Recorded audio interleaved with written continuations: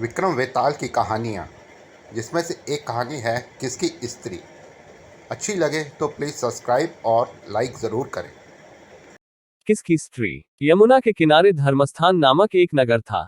उसे नगर में गणाधिप नाम का राजा राज करता था। उसी में केशव नाम का एक ब्राह्मण भी रहता था। ब्राह्मण यमुना के तीर पर जप तप किया करता था। उसके एक लड़की थी जिसका नाम मालती था। वह बड़ी रूपवती थी। जब वह ब्याह के योग्य हुई तो उसके माता पिता और भाई को चिंता हुई। संयोग से एक दिन जब ब्राह्मण अपने किसी यजमान की बारात में गया था और भाई पढ़ने गया था, तभी उनके घर में एक ब्राह्मण का लड़का आया।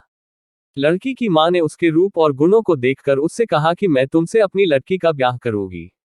होनहार की बात की उधर ब्राह्मण पिता को भी एक दूसरा लड़का मिल गया और उसने उस लड़के को भी यही वचन दे दिया।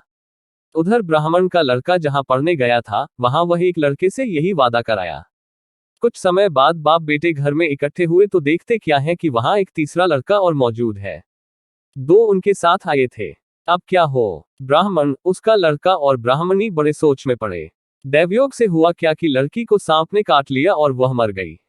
उसके बाप भाई और तीनों लड़कों ने बड़ी भाग दौड़ की, जहर झाड़ने वालों को बुलाया, पर कोई नतीजा न निकला। सब अपनी अपनी करके चले गए। दुखी होकर वे उस लड़की को शमशान में ले गए और क्रियाकर्म कराए। तीनों लड़कों में से एक ने तो उसकी हड्डियां चुन ली और फकीर बनकर जंगल में चला गया। दूसरे ने राख की गठरी बांधी और वहीं झोपड़ी डालकर रहने लगा। तीसरा योगी होकर देश देश घूमने लगा।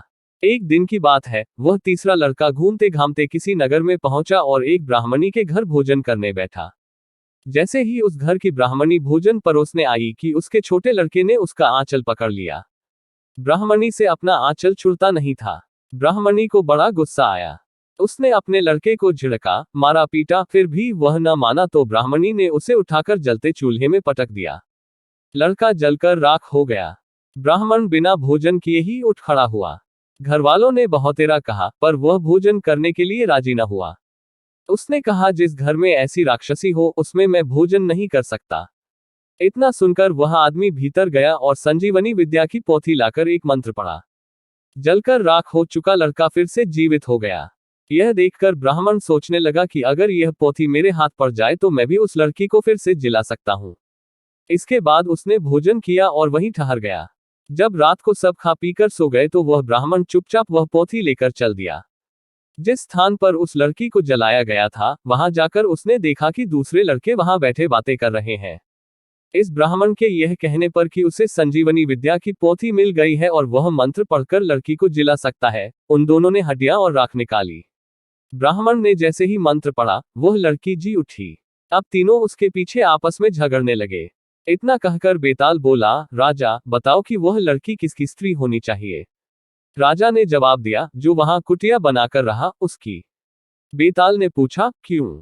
राजा बोला, जिसने हड्डियां रखी, वह तो उसके बेटे के बराबर हुआ। जिसने विद्या सीखकर जीवन दान दिया, वह बाप के बराबर हुआ। जो राख लेकर रमा रहा, वही उसकी हकदार है। राजा का यह जवाब सुनकर बेताल फिर पेड़ पर जा लटका। राजा को फिर लौटना पड़ा और जब वह उसे लेकर चला तो बेताल ने तीसरी कहानी सुनाई।